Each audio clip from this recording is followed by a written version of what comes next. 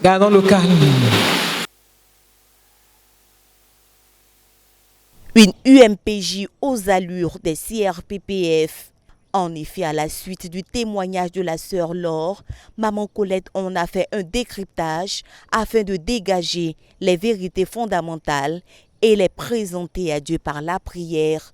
Dès l'entame de sa prise de parole, les démons se manifestaient et étaient chassés.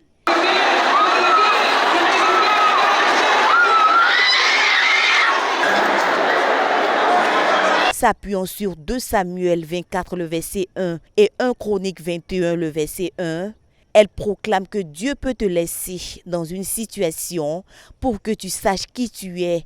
C'est pourquoi en toute chose, rends grâce à Dieu. Dieu permet des choses pour que tu découvres combien impur tu es. La sœur Tina Dieu va faire un peu. Et elle a fait jusqu'à... Elle a été dépouillée. Un travail minutieux de vraie repentance a été abattu. Commence à demander pardon à Dieu pour tous les frères que tu as haïs, que tu as maudits. Tu as souhaité qu'ils échouent. Tu as souhaité que leur mari les abandonne aussi, pour qu'ils apprennent comment ça fait mal quand ton mari t'abandonne. Tu as souhaité que quelqu'un tombe dans le péché parce que tu es tombé aussi.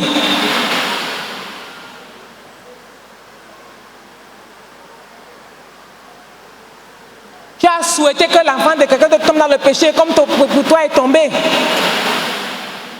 Tu as haï. Demande pardon à Dieu. Tu n'es pas juste. Ton ami a arraché ton frère qui voulait te marier. Et puis ils sont mariés. Mon ami, ce n'était pas pour toi. Si quelqu'un qui t'aime réussit à marier une autre personne, c'est que ce n'était pas ton mari. Ouin pas le Seigneur, l'orateur a aidé les siens à traiter le péché à la racine en abandonnant les voies pécheresses. Une sorte de renversement des idoles du cœur. Et si tu es jaloux, assois-toi. Dis la sœur qui a les longs cheveux comme ça là. Je la bénis. Que ses cheveux poussent jusqu'à ses chevilles. Si tu t'assois, tu dis que vraiment, c'est ça qui la sauve. Vraiment, Dieu était fatigué quand il faisait mes cheveux. Tu es en train de pécher contre la sœur. Tu es en train d'insulter Dieu. Les dons et talents ont été récupérés.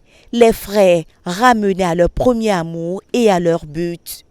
Une guerre silencieuse mais semblable à une bombe à retardement a eu possible la guérison des maladies mystérieuses qui passent par le pardon des offenses. Des maladies incurables, des maladies mystiques, mystérieuses. On a fait tout le bilan, on n'a rien vu.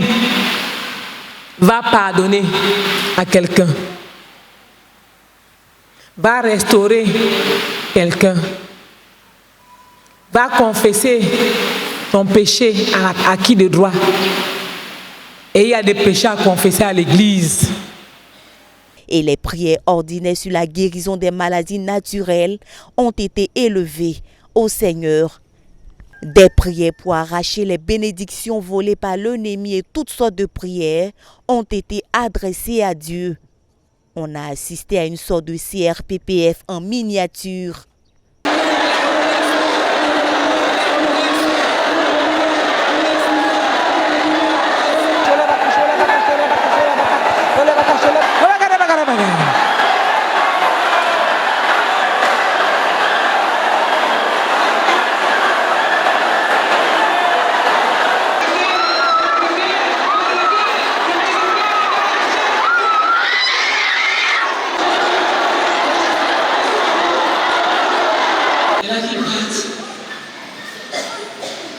Les témoignages ont été légion. Et je suis tombée.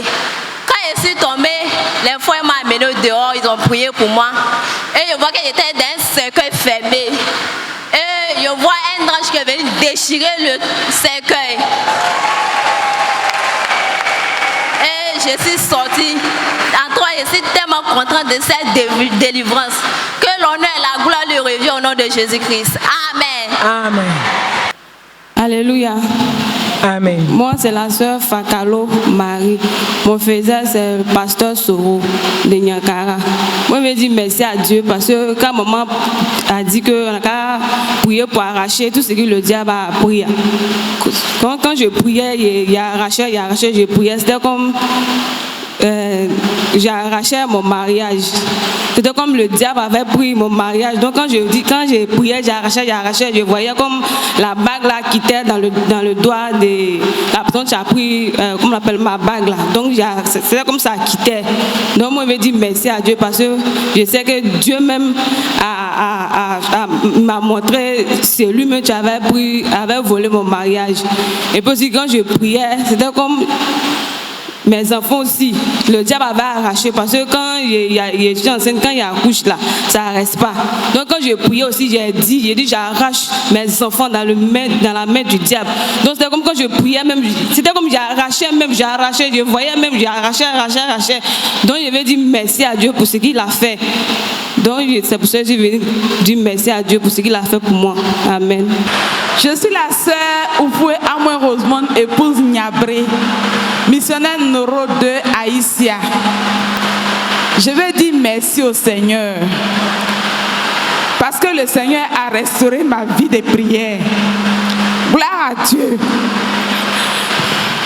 Il faut dire que je suis tombée dans un piège.